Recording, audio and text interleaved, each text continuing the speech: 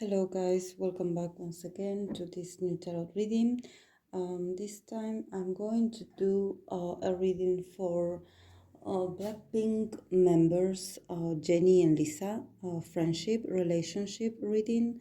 I have been wanting to do this reading because I have seen a lot of people requesting me specifically these duo, so I was curious about why they are so interested, about why they want to know so bad what's going on in the relationship because I have done a reading for them individually and also uh, in the group in general. And I remember there was one person that actually accused me of being an OT free because somehow she said that I excluded Lisa, and actually the video of my reading for Lisa, it's available in the channel that I did a long time ago.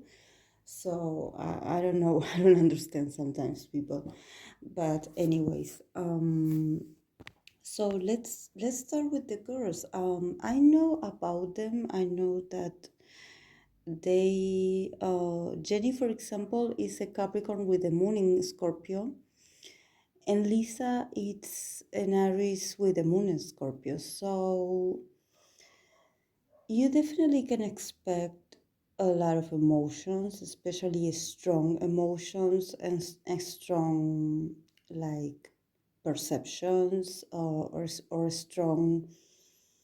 um, strong thoughts of what's going on, or maybe something that happened in the past, because Scorpio moon especially tends to hold on really tight to grudges or maybe to something that they didn't like. And also, even when we take into consideration astrologically that they Capricorn and Aries are two signs that are cardinal signs. That means that they have this this leader quality. They have these strengths, this also this thirst for domination and for to be in charge. And it's not that they want to be in charge, it's just that when you have this science energy, life eventually takes you to these kinds of experiences where you end up being in a position of leadership, or where you end up being like one of the influential of the member maybe. So you can say that obviously Aries and Capricorn, especially female, they can get along. They can get along really well because actually they have in common that they have this drive, they have this desire to be the best they can be, and that they also work really hard to be the best version of themselves. So, but let's not forget that actually their nature is to be the rulers, is to be the ones that are in control, the ones that are in charge, the ones that are they pull the strings of things, they make things happen. So if they work in a group, they can create great things together. But also they can be a huge like things about ego, especially because since both of them have really strong energy, both of them will stand out in their own way. It doesn't mean that they copy each other. Actually, they are very individualistic, so I don't think they get together to discuss, or maybe like, oh yes, we should do this together, or maybe we should do this and do this. Actually, and Aries and Capricorn are people that actually they love to take the initiative to do to be pioneers, to do things that no one else dare to do, but they do it in a different format. They go after it in different ways, and they very often um, want to achieve different things, or the way they go after what they want is totally different. So I don't think in this case there's something about competition. Actually, there isn't something like saying like, oh yes, she stole my look, or yes, she wants to rap like me. No, actually, not at all, because their nature tells them that they need to stand out, but they need to be different also. So I don't see them like being too close to each other to the point where they just share what their success. I don't see this energy working this way. But they are Moon in Scorpio, so like I said, there can be certain perceptions of one another that maybe the other part is not aware of, or maybe the other part, because the Moon in Scorpio is a water moon, so Moon in Scorpio are pretty intuitive, especially of people that they do not, that they think that do not like them. So, but they also can tend to be paranoid, in the sense that maybe if they hold a grudge against someone, or if maybe something was said that they didn't like, they can become very protective, or maybe like on the defense. So probably one of them can have a different view of what happened that the other doesn't. So let's take those energies into consideration, and it's not their energy clashing or combating each other. It's actually their need to be different and to be each of their own, yes, to work together toward a goal, yes, but at the same time, they out of the four of them are probably the ones that are meant to stand out the most, or are meant to go in a different path or journey that will lead them or will give them the possibilities to make their own business, or maybe become their own bosses, or starting their own ideas and their own projects, because they are individualistic in this sense. They think about what they could achieve, and to put their name and their face in it. It's like they are working under YG, they are working under a company, but eventually they will become independent, and they will start making their own money, because it's the Aries and it's the Capricorn energy.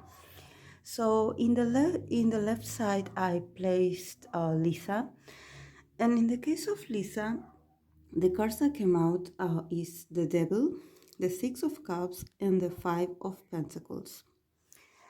So, if I have to think about what Lisa sees, how she views, how she sees Jennie, actually, she sees Jennie in a way that it's almost like she feels sorry for her, because she feels like Jennie had been tricked, or maybe that uh, she was like a victim of her desires, or maybe a victim of um, of attachments, that she sees Ginny like a victim of other people's bad intention. But at the same time, she views, it's like, for example, like, if I don't know, maybe if Ginny hang out with the wrong people, and you, that you know her, you see her, you see what she's doing, you see that she's suffering, and you're like, oh, maybe I pray for you that you open your eyes, that you see that this is not okay. I want you to be better. But at the same time, it's like she is praying for Jenny to get back on her feet, and to actually get away from this situation. And she sees that Jenny is really caught up in this situation, or maybe it's a relationship with someone that somehow clouds her own judgment. It's like she's blinded by the situation, and she's suffering for it, and she's losing all her power. So in the view of Lisa, she's sorry for Jenny. She's sorry for everything that she has to put up, and that she sees how Jenny cannot get out of this situation, in the sense that it can be a toxic relationship, or it can be like a deal, or some kind of contract, or some kind of binding. There's something that attaches Jenny to a certain situation that in Lisa's eyes is not very beneficial for Jenny. So she feels sorry for her, and she wishes she could go back time where things were different for them, where maybe, I don't know, Lisa could talk to Jenny and actually advise her to do something different, or maybe to reach out to Jenny before this happened and being like, maybe you shouldn't do this, because it's like somehow she predicted that this would happen, but she kept silent because there's something about Jenny's attitude that actually she was really disappointed about, because it was like, it's like she has the feeling about Jenny that Jenny knew what she was getting herself into, and that even knowing that, she decided to go anyway. So it's like there's a bit of disappointment actually.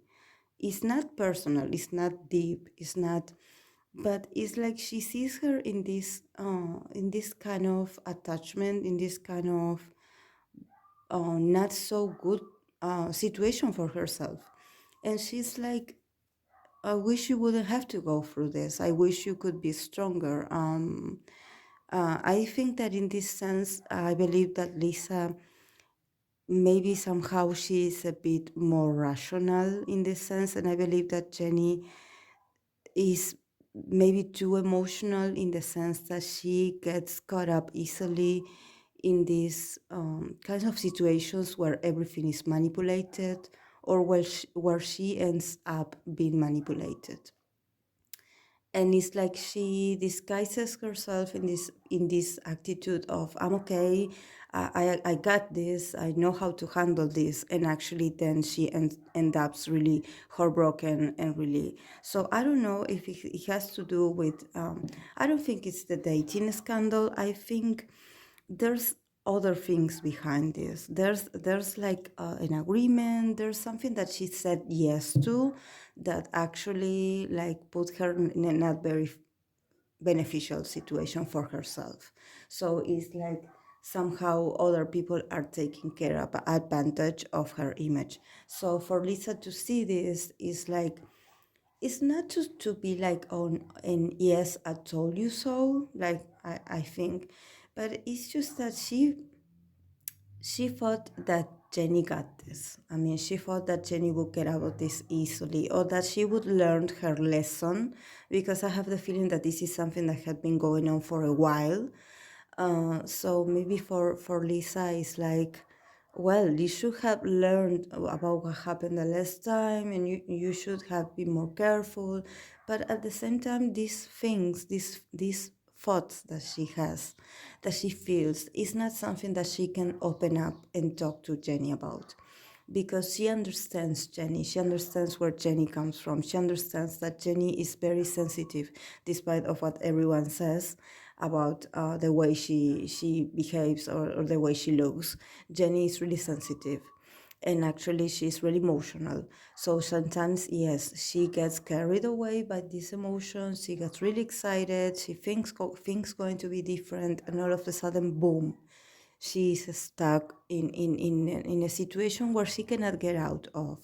So I don't know what is this situation that she cannot get out of, but I understand that there's some kind of attachment, and there's this toxicity in it. So Lisa doesn't like to see her that way. But she doesn't want to say anything, because it's like adding more wood to the fire. It's like she thinks that Jenny doesn't need that.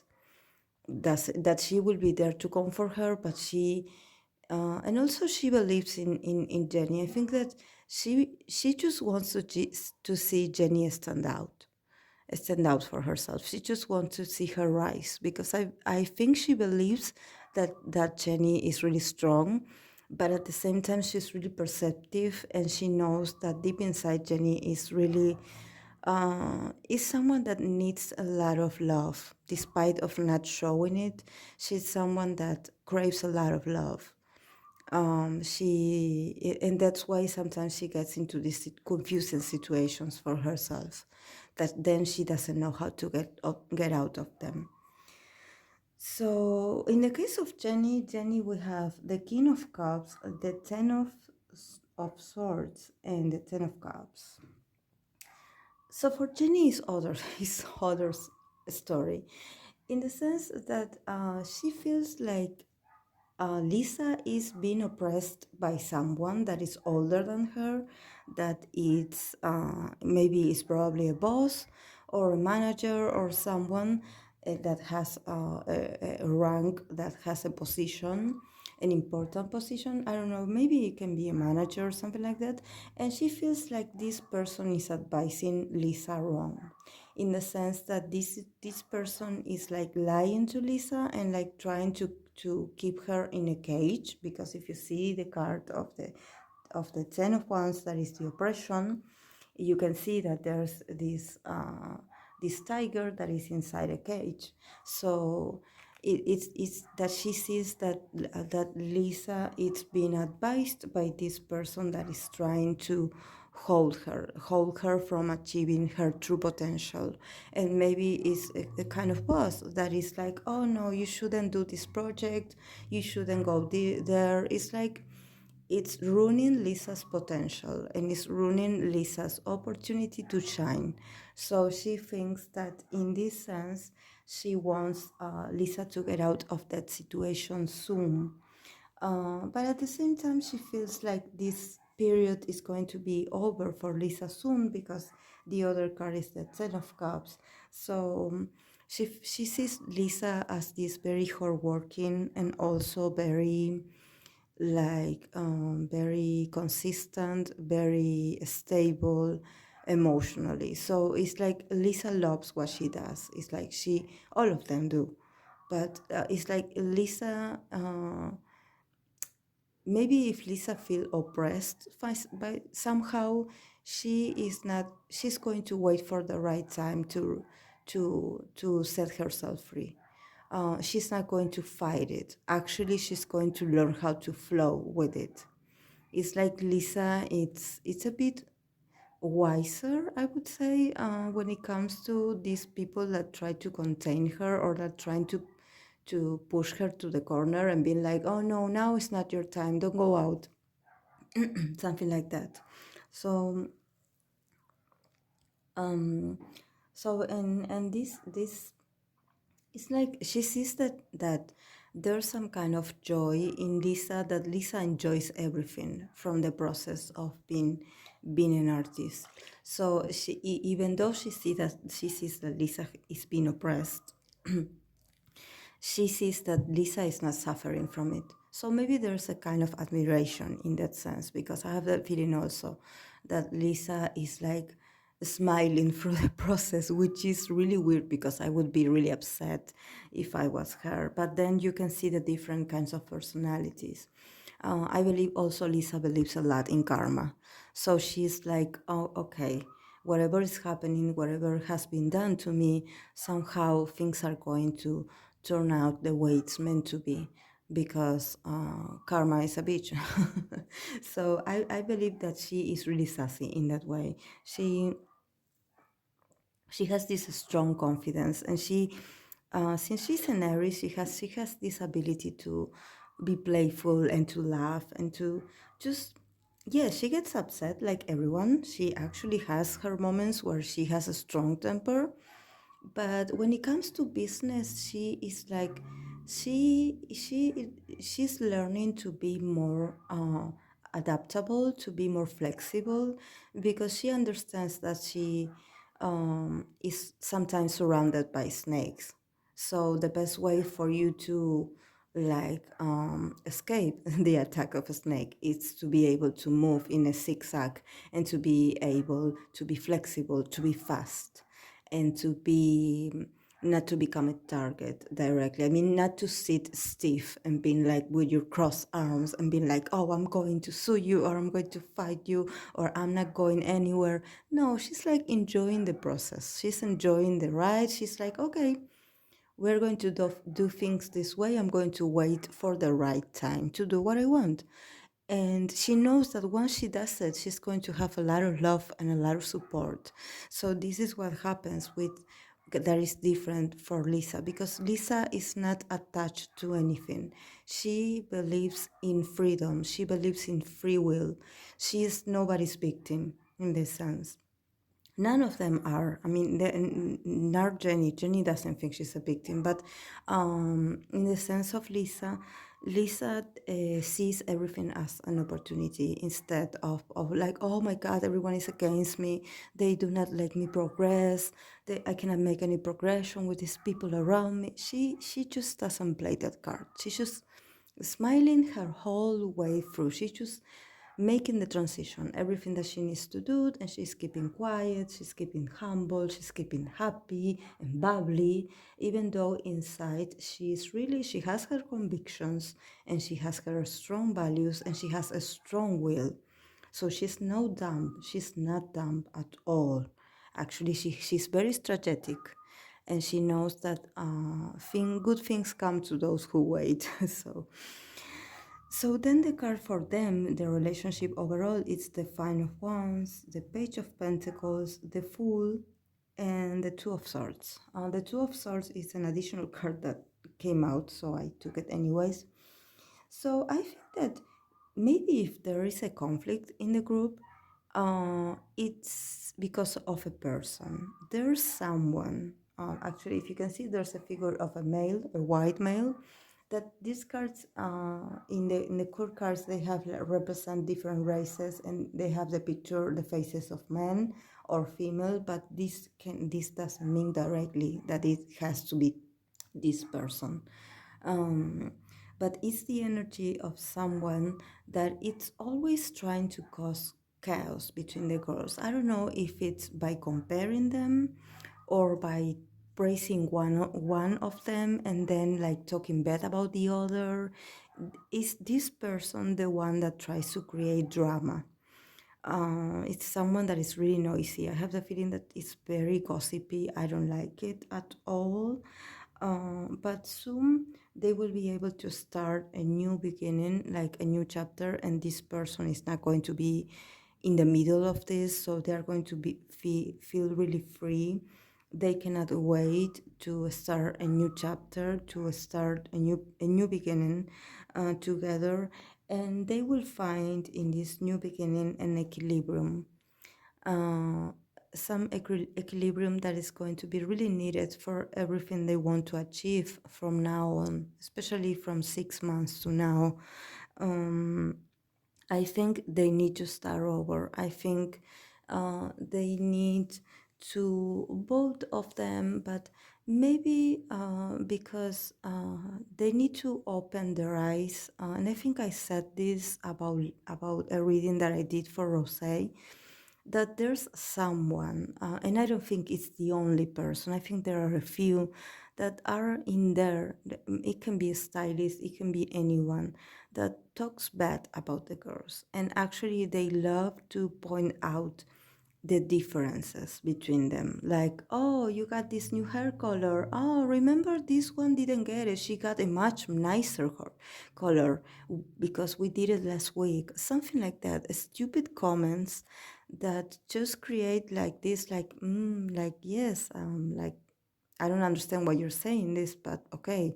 So it's not that it affects the relationship, but it makes them feel uncomfortable in the sense that they don't know what to believe sometimes, because each of their own has their own uh, problems to deal with.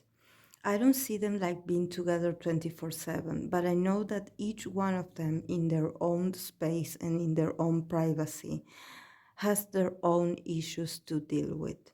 So maybe they don't communicate that often. So maybe if they hear something about the other, they are not like, oh yes, I call you, or I will text you and let you know that, I heard this thing about you.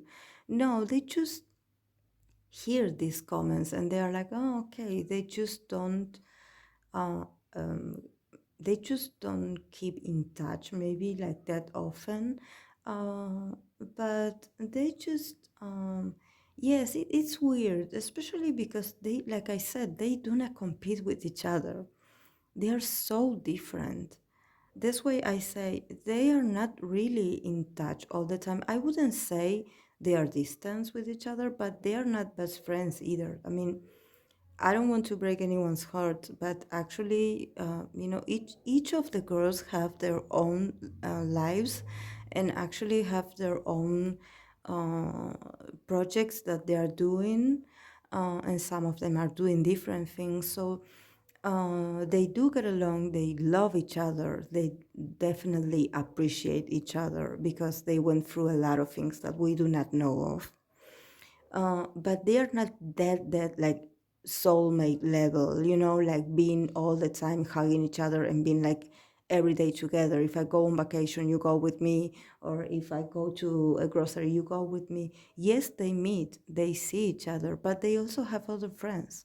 So in the case of them, I understand that people are really smart in that sense, because I have the feeling that the two of them, since they are the ones that have like maybe the strongest character, the strongest personalities, according to what people can view or perceive of their concept, they just love to compare them, and it's really annoying. It's like for you to be compared to your sibling, it gets really annoying because you are not the same person. You can be part of a family, you can be part of a group, but you are not raised in the same way, so you're not the same. And like I said, your goals are not the same. So I don't understand why people love to make those comments to create a certain conflict. And actually they really love each other. They really care for each other. But they also respect each other a lot, because they do not want to middle in or just get inside the other person's private things. They can have, like I said, their own perceptions of what the other person is going through, but they are not going to intervene. They are not going to go like, oh, I can help you, I can. No, because they know that each other have their own life path and their own experiences, and that they believe that they will get through this, and they will do it in a very brave way. They actually pray for it, pray for each other's strength, for the strength of the group, for the four of them to move on and actually to be a better version of themselves. But they are not pushy. They are not intervening in each other's business. They just observe from afar. They are aware that something is going on, especially if you're a moon in Scorpio, you're definitely aware that something is going on. But you also understand that there are boundaries. And when you are a moon in Scorpio, you are not actually very open when it comes to your personal matters, romantic matters, matters of the heart. So, for example, in my case, I'm a moon in Scorpio, and I had always had uh, like trouble in my work environment, because all of them would talk about who they hook up with, who they were with, if they were dating or not, and they would always try to bring out the same question to me. Oh, who are you with? Are you in a relationship? Oh, I saw the other day you went out. Oh, did you meet someone? Are you hooking up with someone? And I was like, I'm not going to tell you. It's my private life, and we are working here. So I don't know why I have to tell you how it affects my productivity if I tell you that I had sex like last night or not. Oh, but we were just talking. Actually, I don't feel comfortable sharing.